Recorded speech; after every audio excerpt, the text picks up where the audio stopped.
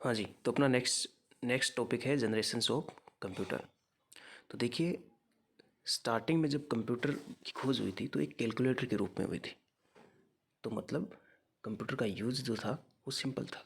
केवल जो कैलकुलेटर था मतलब वो केवल कैलकुलेशन ही करता था, उसके और कोई फंक्शन नहीं थे। उसके बदले में अगर उसके बदले में आज के कंप्यूटर को देखें तो आज का कंप्यूटर मल्टी फंक्शनल होता है। मतलब उसके बहुत सारे यूज़ होते हैं, एक ही यूज़ नहीं होता। कि कैलकुलेशन भी उसका एक पार्ट होता है, लेकिन उसके बहुत ज़्यादा ऑपरेशन होते हैं। तो इस कारण क्या हुआ, पहले का जो सिस्टम था, कंप्यूटर सिस्टम था, और आज का जो कंप्यूटर सिस्टम है उसमें बहुत से फ़र्क आए। और ये फ़र्क एक दिन में नहीं आए हैं।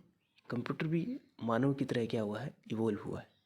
ठीक है, थोड़े थोड़े टाइम के बाद कंप्यूटर में कुछ एडवांस होती गई, कुछ चीज़ें जुड़ती गई, और आज जो हमारे पास डिवाइस है, मल्टी फंक्शनल डिवाइस है, वो हमें उसी के बदले में प्राप्त हुई है। तो हमारा जो नेक्स्ट चैप्टर है वो है जनरेशन्स ऑफ कंप्यूटर।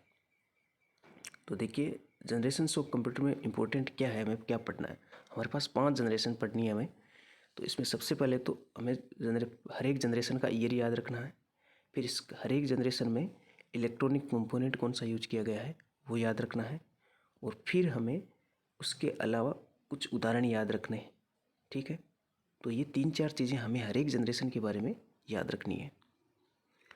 तो देखिए, फर्स्ट जो जनरेशन है उसका 1946 से 1959 के बीच में, 1946 से 1959 के बीच में इसका ईयर है। और इलेक्ट्रॉनिक जो कंपोनेंट है वो वैक्यूम ट्यूब है। ठीक है, जो कंप्यूटर के अंदर इलेक्ट्रॉनिक कंपोनेंट यूज किया गया फर्स्ट जनरेशन में वो वैक्यूम ट्यूब है। ठीक है, फिर मशीन लैंग्वेज यूज की गई है। मशीन लैंग्वेज वो है जिसको कंप्यूटर खुद समझता है, मतलब मशीन समझती है। तो ये कंप्यूटर में 0 1 ये बाइनरी लैंग्वेज होती है, इसके रूप में होती है मशीन लैंग्वेज। ठीक है, तो कंप्यूटर खुद मशीन लैंग्वेज समझता था। तो ऐसी ही अब ये मशीन जो लैंग्वेज है, आजकल जो लैंग्वेज आ गई वो मशीन लैंग्वेज नहीं होती है, हाई लेवल लैंग्वेज होती है।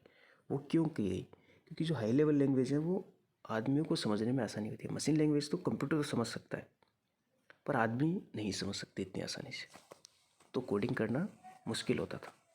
ठीक है, तो इसलिए आजकल हाई लेवल लैंग्वेज होगी। स्टार्टिंग में जो पहली जनरेशन थी उसमें मशीन लैंग्वेज यूज की गई थी। ठीक है, इसके अलावा ये कुछ उदाहरण है इसके, ईडी सेक है, ईडी वेक है, यूनिवेक है, IBM 701 है, IBM 650 है।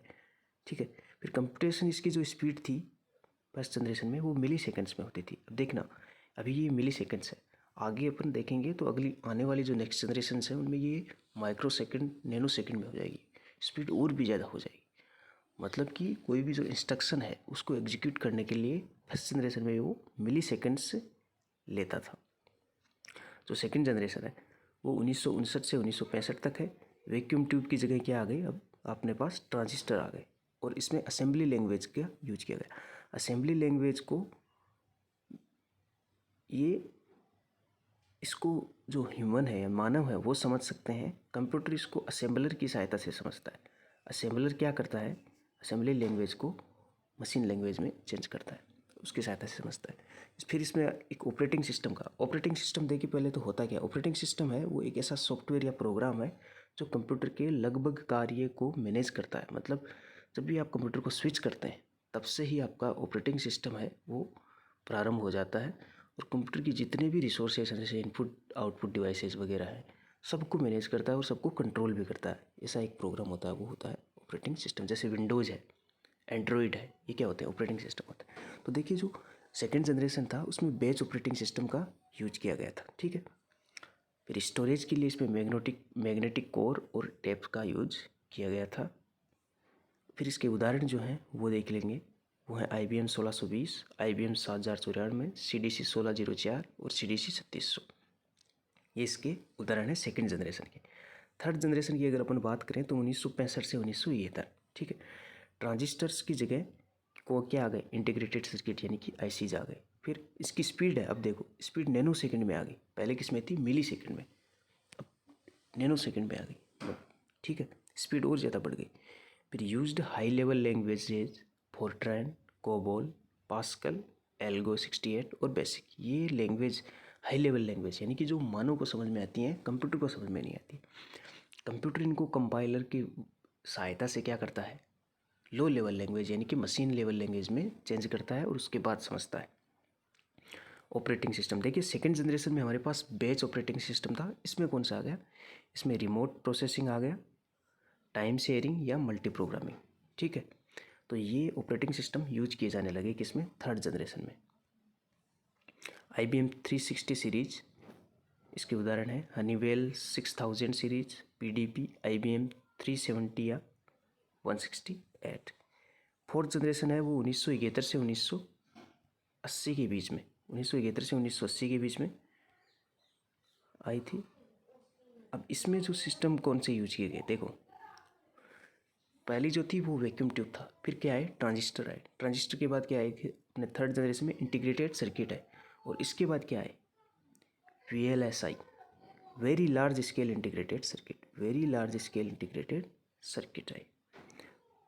प्राइमरी मेमोरी इसमें देखो मेमोरी जो है वो दो टाइप की होने लग गई। पहले मेमोरी एक ही थी, अभी दो टाइप की हो गई। प्राइमरी मेमोरी है वो सेमीकंडक्टर डिवाइसेस की हो गई, यानी कि अर्धचालक जो युक्तियाँ हैं उनकी हो गई, और सेकेंडरी स्टोरेज है वो मैग्नेटिक डिस्क यानी कि चुंबकीय जो डिस्क है उनकी होने लग गई।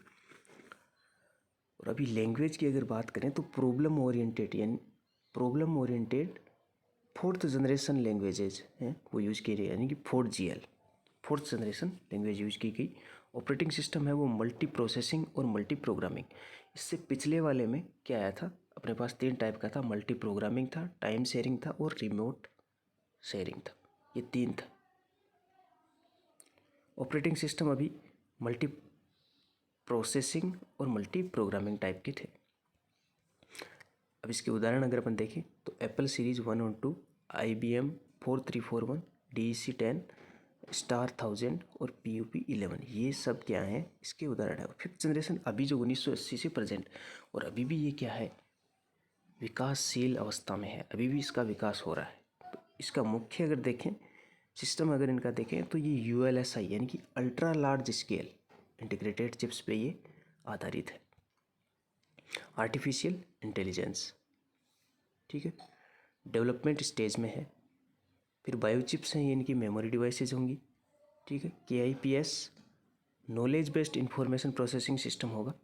ठीक है, KIPS knowledge based information processing system ये यूज किया गया इसमें। तो ये इनकी हर एक की जो लाइन है, इनके हर एक लाइन के क्वेश्चन बन सकते हैं आपके। ठीक है, उदाहरण देखिए रोबोट्स और सुपर कंप्यूटर। ठीक है, अभी देखिए अपने पास जो अभी इंटीग्रेटेड ULSI है, अल्ट्रा लार्ज स्केल इंटीग्रेशन है, ये सब आए थे। तो इनके बारे में एक थोड़ा सा देख लेते हैं।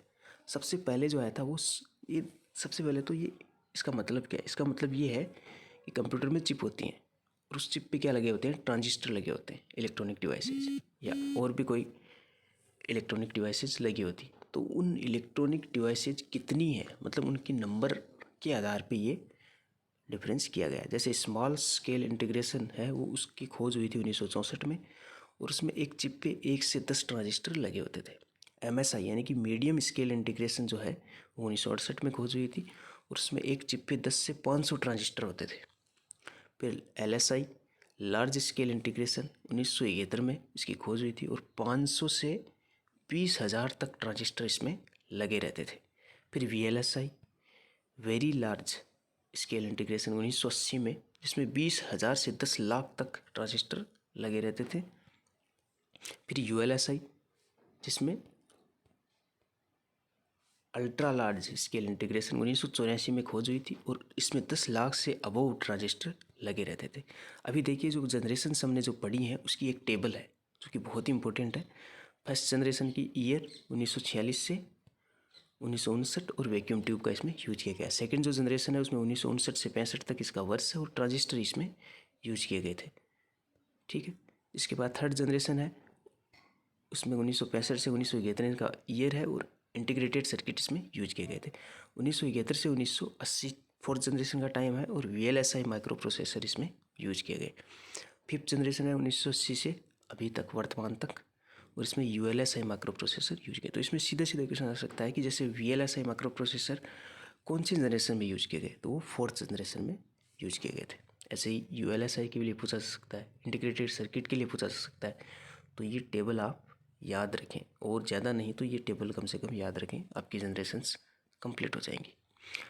तो इसी के साथ अपनी कंप्यूटर जनरेशन कंप्लीट हो चुकी है। अपना नेक्स्ट टॉपिक होगा कंप्यूटर कैरेक्टरिस्टिक।